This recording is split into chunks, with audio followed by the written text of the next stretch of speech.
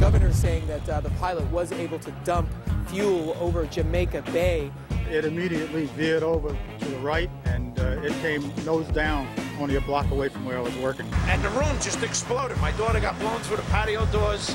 My wife got blown into the living room, and I got blown out the patio doors behind my daughter. Several blocks away from the primary crash scene, the aircraft may have been rocked by vibrations severe enough to knock the engines off the wings. Jim, let me just tell our audience what you're looking at. These are from Jamaica Bay. This is clearly a part of the plane. Yes, that would be the horizontal stabilizer, the vertical tail fin on the back of the airplane.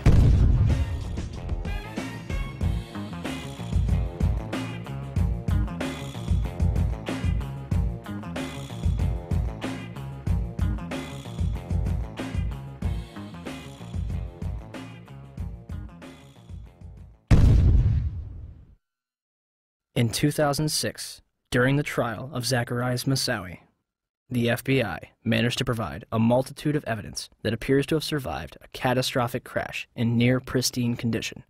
Among the exhibits were a red bandana, a Kingdom of Saudi Arabia driver's license, John Talignani's driver's license, and flight attendant Cece Lyle's personal effects, including her driver's license and Marriott hotel card. Although a 757 managed to obliterate itself upon impact, paper and fabric managed to survive without a scratch. They also released pictures of an engine and 2 pieces of fuselage. It is not specified where those were found. Once again, the FBI stepped in to supervise every aspect of the investigation. They repeatedly denied family members' requests to listen to the cockpit voice recorder. The FBI gave in on April 18, 2002, as long as the victims' relatives didn't talk about it. And for some reason, the last 3 minutes were unaccounted for. No explanation has been given. Even after Zacharias Moussaoui's sentencing, the actual cockpit voice recorder has yet to be released. The 9/11 Commission concludes that the military was not informed of Flight 93 until 10:07, minutes after it had crashed. We heard the explosion. Actually, our power had gone off, and then we felt a tremor. We had just gotten up, and the next thing I know, it sounded like a missile came across our house. I mean, they were going that fast. It was flying. It was coming from that direction. I have no idea what it was. Oh no, it wasn't the aircraft that crashed. No, it's hard for me to believe that they did not know about that aircraft until 10:07. That's difficult for me to believe. Despite the discussions about military assistance, no one from FAA headquarters requested military assistance regarding United 93, nor did any manager at FAA headquarters pass any of the information it had about United 93 to the military. A year after 9/11, military officials were telling an entirely different story, that Flight 93 was being tracked. In the Pentagon Command Center, there's a report of another hijacked plane, United Airlines Flight 93. We received a report from the FAA that Flight 93 had turned off its transponder, had turned, and was now heading towards Washington, D.C. The decision was made to try to go intercept Flight 93. The rules have changed. We could do something about it now. Colonel Bob Marr is in command at the Northeast Air Defense Sector base in Rome, New York. The words that I remember as clear as day was, "We will take lives in the air to preserve lives on the ground." Marr orders his air controllers tell the pilots to intercept Flight 93. United Airlines Flight 93 will not be allowed to reach Washington, D.C. The closure time came and went, and nothing had happened. So you can imagine everything was very tense. Flight 93 is about 175 miles north and west of Washington, flying over Somerset County, Pennsylvania. Up above, a fighter jet streaks by. It was about, 10:03 that the fighters reported that Flight 93 had crashed. Eventually, of course, we never fired on any aircraft. When you heard the plane was down without a shot being fired at it, do you remember what you said. We just witnessed an act of heroism. Was Flight 93 downed by hijackers in an open field in Shanksville, Pennsylvania? Or is the truth being withheld from the public?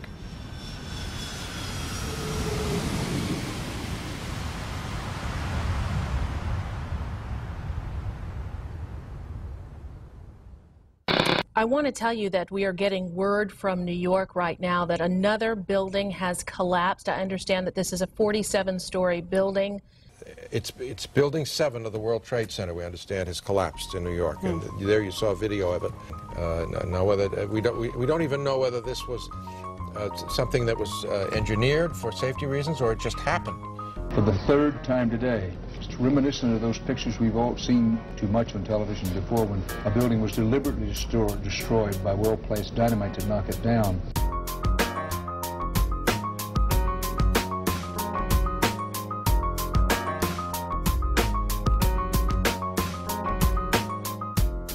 In 1984, construction began on World Trade Center Building 7, a 47-story office building, 570 feet tall, and 300 feet away from the North Tower.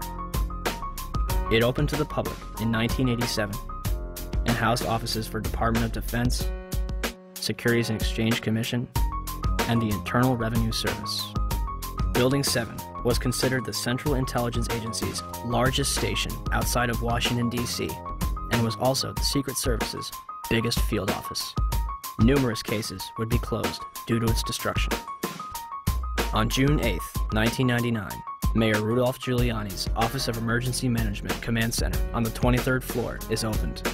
The command center on the 23rd floor is bulletproof and bomb-resistant, with its own air supply and generators.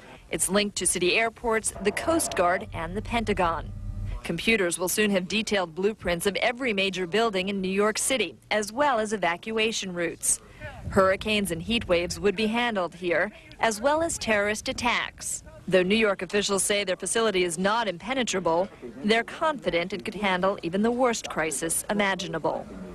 Deborah Fayerick for CNN, New York. The 50,000 square foot center has reinforced, bulletproof, and bomb-resistant walls, its own air supply and water tank, beds and showers, and 3 backup generators. It has countless monitors which oversee police and fire department responses, and it is staffed around the clock. Hours before the first plane would strike the World Trade Center, Building 7's alarm system would be placed on test status at 6:47 a.m. for a scheduled period of 8 hours. This normally occurs during maintenance, and any fire alarms from the building are disregarded. After the second plane strikes the South Tower, the building's power is shut off and its tenants are evacuated. The major fires in World Trade Center 7 were as follows. On the east face, between floors 11 and 12. On the north face, on floors 7 and 12.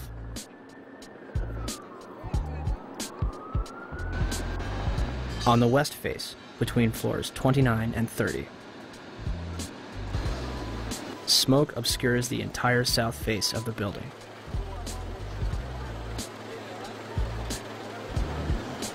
By 3 p.m., Chief Daniel Nigro of the FDNY had set up a collapse zone around Building 7. After 4 p.m., news outlets began reporting that the building had collapsed.